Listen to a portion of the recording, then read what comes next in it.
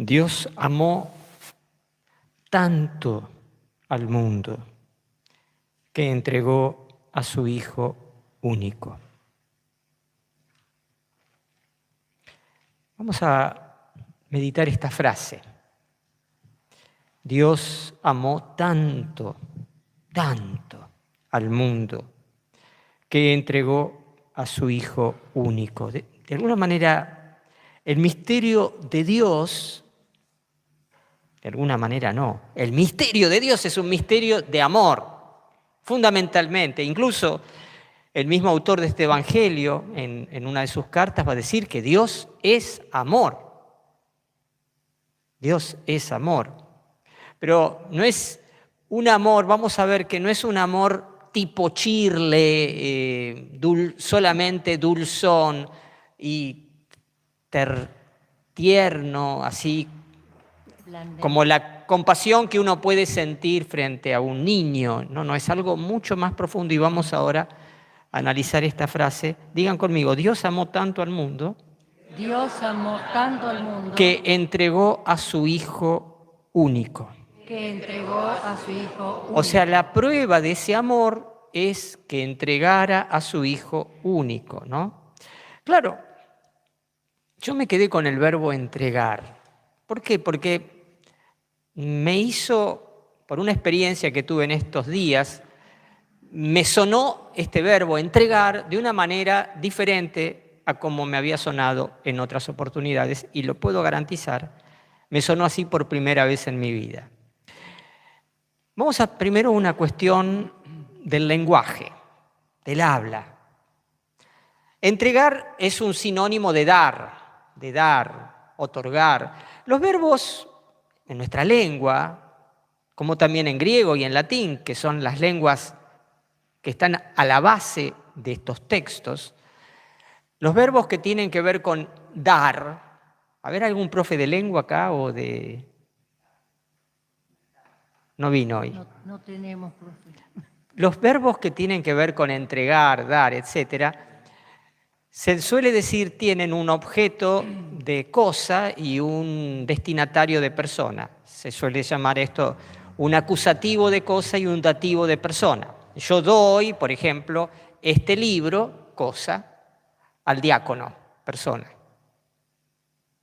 ¿Sí? Es facilísimo. Y todos los verbos que tienen esta significación tienen o requieren estos dos complementos, un acusativo de cosa, un dativo de persona. Eventualmente, a veces puede aparecer un acusativo de persona, es decir, un objeto. Por ejemplo, antiguamente, doy a mi hija en matrimonio. Ya no se usa más. No, por favor.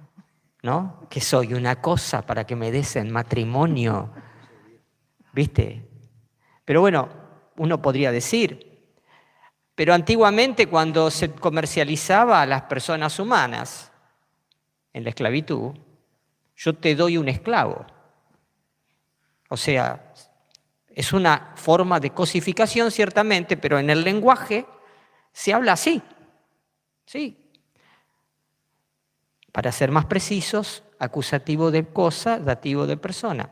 Ahora, leyendo este texto, tenemos el acusativo de persona, pero no tenemos el dativo de persona. Escuchen bien, escuchen la frase. Dios amó, digan conmigo, Dios amó tanto al mundo que entregó a su Hijo único. A su Hijo único. O sea, aquí lo dado, lo entregado, es el Hijo único de Dios. Es un acusativo, en este caso un objeto directo de persona. Dios entregó al Hijo. Pero, ¿qué falta? ¿A quién? Falta el dativo de persona. ¿A quién? ¿A quiénes? ¿A quiénes entregó Dios al Hijo? ¿O a quién entregó Dios al Hijo? A ver, ¿quién dice al mundo? o a nosotros. A ver, levanten la mano. ¿Quién no sabe? Levanten la mano los que no entiendo nada. O por las dudas no levanto la mano, no sea cosa de que quede en Orsay. Porque, viste, algunos dicen, y si me parece que, pero, viste, por las dudas, con flor me achico. Los conozco, ¿eh? No es un examen, esto es para ponerse un poco pensar un poquito. Fíjense que no dice entregó al mundo, dice Dios amó al mundo. El mundo aparece como el objeto del amor, pero no como el objeto de la entrega. ¿Me están siguiendo? ¿O se me durmieron con...? Si no, cortamos acá y listo. Y no les cuento lo más interesante. Dios amó tanto, el objeto del amor de Dios es el mundo en este caso. Pero el objeto de la entrega no está claro. Claro, algunos traductores, les cuento, viendo esta carencia en este texto, han añadido una frase, una palabra. Tanto amó Dios al mundo que le entregó. Pero ¿saben qué? Fui a chequear el texto original en griego y ¿saben? El le no está. No está. Qué cosa, ¿no? En un texto que les cuento, este texto 3, Juan capítulo 3, versículo 16, es como la quinta esencia de todo el Evangelio. Es la frase que muchísimos dicen que sintetiza la totalidad del Evangelio y la totalidad de la palabra de Dios. Dios amó tanto al mundo que entregó a su Hijo único. Pensando estas cosas, me vino una experiencia que tuve hace relativamente poco, sinceramente, una experiencia muy fuerte y que me hizo pensar en el significado de la palabra entregar. Si quieren saber, ¿quieren saberla? Sí, sí. Viste, voy a hacer como las gitanas, viste, a ver, veo una cosa, a ver, un billetito de 100 pesos, a ver, porque acá veo una línea que, viste, manipulan con la curiosidad. Pues bien, escuchen, me vino a ver una persona, una señora, que desde joven había tenido mucha fascinación y curiosidad por el ocultismo. Su propia madre la había inducido a esta realidad, llevándola a lo de un tal brujo que curaba, que qué sé yo, y que hacía trabajos. Pero esta persona, desde niña que frecuentaba, preguntaba cada vez que iba con su madre, ¿y esto qué es? ¿Y esto qué? No voy a contar todos los detalles, pero sí los que son esenciales. Viendo la curiosidad que esta muchacha tenía en ese entonces por la brujería, el brujo un día le dijo, yo cuando tendría 15 años, veo que estás muy interesada en conocer estas cosas. ¿Querés aprender algo más? ¿Querés saber? ¿Querés aprender? Sí. Bueno, escúchame. La semana que viene te venís y te traes en un papel el nombre de personas que querés entregar. ¿Me escucharon? Esta persona me dice, yo mandé fruta a patadas. O sea, metí el nombre de la vieja de enfrente que me caía mal, el nombre del profe que me bochó, el nombre de mi viejo que me abandonó, el nombre de mi vieja que es una tarada, el nombre ta. Como 4 o 5 hojas. Entre paréntesis, en esa conversación, aparece este dato. Muchas de esas personas, no sé, tuvieron accidentes, otra que se murió, una que le agarró un cáncer. la otra que la dejó el marido, el otro que lo echaron del trabajo. Pregunto, ¿a quién entregó a esas personas? ¿Quién fue? ¿Cuál fue el dativo de persona de esas personas cosificadas, o sea, hechas cosas que se entregan? Al mal, al maligno, estrictamente. ¿Qué es, en este caso, entregar? Es poner a una persona en situación de especial vulnerabilidad. ¿Qué es entregar? A ver, te lo voy a decir así, vos,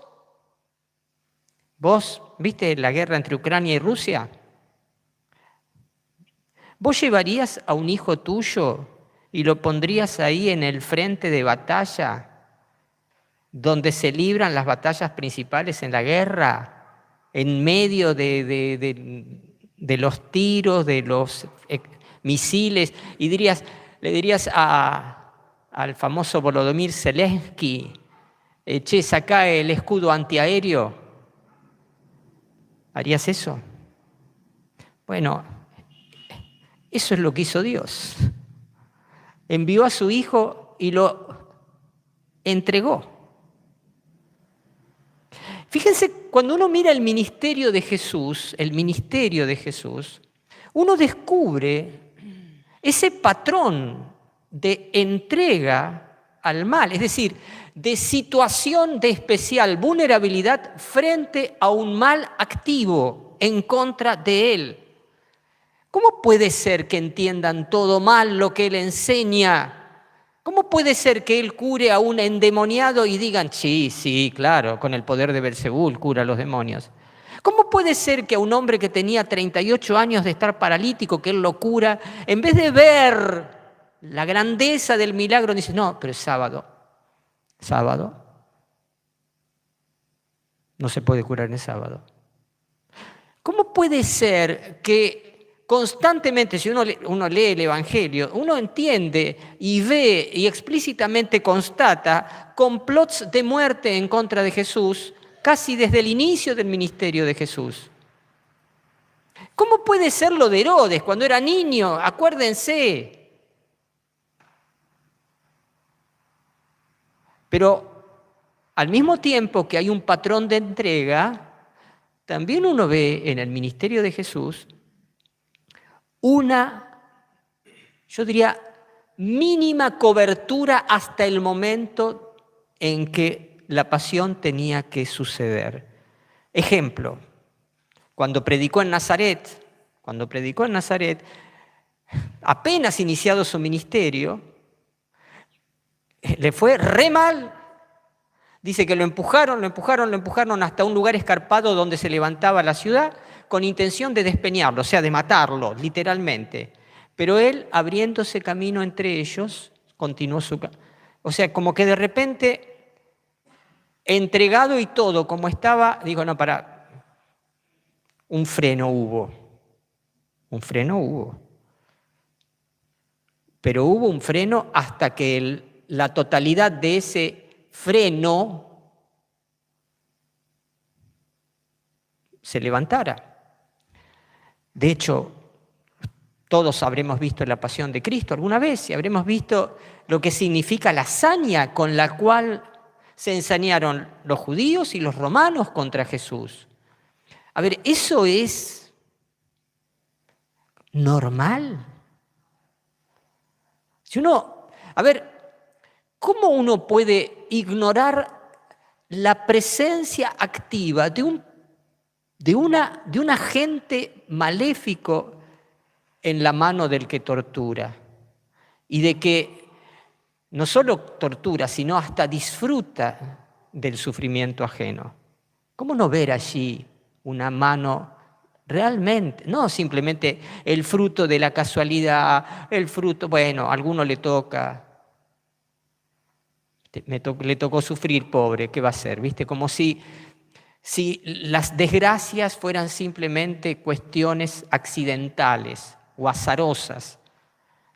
Como si la historia fuera, bueno, el sucederse de factores casuales y no hubiera ningún tipo ni de proyecto divino ni de un proyecto antidivino combatiendo en la historia. Dios amó tanto. Ahora, este Jesús entregado es también un Jesús que ha aceptado ser entregado. No es que el Padre lo entregó, chao, listo, me desentiendo de tu suerte. El Padre se entrega junto con el Hijo y el Hijo se entrega por nosotros, haciéndose hombre. Podría haber haber elegido vivir una vida tranquila. Ese era el designio original sobre Adán. Pero una vez que uno le ha dado poder al enemigo, y Adán lo hizo en contra de todos nosotros, sabiendo lo que hacía. No hay que pensar que fuera inocente. Tal vez no sabía todo, pero sabía que estaba eligiendo por la humanidad, como padre de la humanidad, estaba eligiendo una vida en oposición a Dios y en exaltación del propio yo y de la propia libertad. Dios amó tanto al mundo que entregó a su Hijo único. No lo entregó para juzgar al mundo, va a decir después Jesús, sino para que el mundo se salve por él. Es nuestra salvación. Dice, Padre, ¿no está exagerando usted con esto? Podría alguno preguntar, pero esto es una exageración. Esto mismo que yo estoy enseñando ahora, lo enseñaron los padres de la Iglesia. ¿Saben? Algunos padres de la Iglesia, mirando la pasión de Cristo, decían, Jesús es la carnada que Dios puso para vencer al diablo en la historia. ¿Qué es una carnada? Un señuelo. Vení.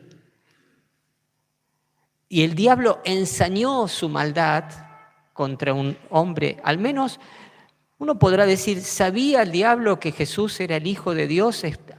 Creo que al principio de su ministerio tal vez no. Al final tal vez sí. Pero ahí venció más su odio que su prudencia, porque es prudente y sabio. Pero ahí le ganó el odio. Y queriendo destruir al Hijo de Dios, perdió la guerra. Aunque haya batallas todavía, sí que hay batallas, pero la guerra ya la perdió y él lo sabe. La guerra está perdida, la guerra está ganada. El reino de Dios es lo último, es lo definitivo, es lo que va a durar. La carnada, decían los padres de la Iglesia. Himnos para demostrar esto, ¿no? La misma idea, fíjense, la misma idea del fruto que te atrae, ¿no? El diablo puso una carnada en el fruto prohibido. ¡Ay, qué lindo, qué ganas de comerlo! Resulta que tenía el veneno de muerte. La carnada era el fruto. El que dice un himno muy antiguo que rezamos en la liturgia, el que venció en un árbol, el diablo, es en un árbol vencido, el árbol de la cruz. U otro himno, el himno Exultet, que rezamos la noche de la vigilia pascual, para rescatar al esclavo, entregaste al hijo. ¡Wow! Para rescatar al esclavo de la tiranía, ya sabemos de quién, entregaste al hijo. ¡Wow! ¡Qué cosa, ¿no? Jesucristo en la noche de la última cena va a decir, este es mi cuerpo entregado por ustedes.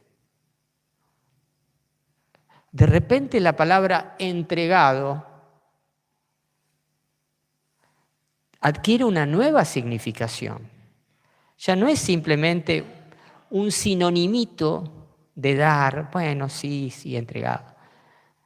Es, por decirlo así, el núcleo del amor de Dios.